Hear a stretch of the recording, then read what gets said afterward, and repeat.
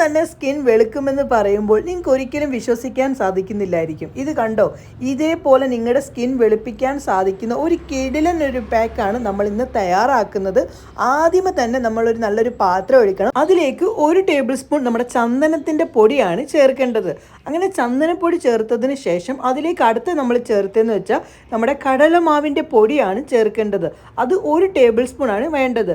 പിന്നെ എടുക്കേണ്ടത് അരിപ്പൊടിയാണ്. ഇവിടെ എടുത്തിരിക്കുന്ന അരിപ്പൊടി എന്ന് പറയുന്നത് പുട്ടിനെടുക്കുന്നതല്ല, നമ്മുടെ സാധാരണ പത്തിരിക്ക് എടുക്കുന്ന ആ ഒരു പൊടിയാണ് നമുക്ക് വേണ്ടത്. പൊടികളൊക്കെ ഒന്ന് നല്ല പോലെ ഒന്ന് മിക്സ് ആക്കി കൊടുക്കേണ്ടതാണ്. ഇനി ഇതിലേക്ക് ഗ്രീൻ ടീ ആണ് നമ്മൾ ചേർക്കുന്നത്. ഗ്രീൻ ടീ, നമ്മുടെ സ്ട്രോങ് ആയിട്ടുള്ള ഗ്രീൻ ടീ അങ്ങോട്ട് ചേർത്തിട്ട് നല്ല പോലെ അങ്ങോട്ട് മിക്സ് ആക്കേണ്ടതാണ്.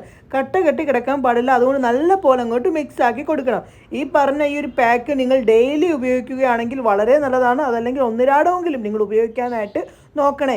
ഞാനിവിടെ എൻ്റെ കൈക്ക് നല്ല പോലെ ടാൻ ഏറ്റിട്ടുണ്ട്. ആ ഒരു കൈയിലേക്കാണ് ഞാൻ നിങ്ങളെ കാണിക്കുന്നത്.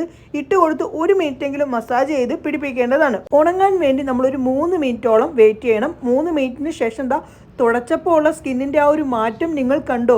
നല്ലപോലെ സ്കിൻ നിറം വെച്ചിട്ടുണ്ട്. നിങ്ങൾക്ക് തന്നെ കാണാൻ സാധിക്കുന്നുണ്ടല്ലോ. എന്തായാലും ഒന്ന് ചെയ്ത് നോക്കിയിട്ട് റിസൾട്ട് വന്ന് പറയണേ കേട്ടോ.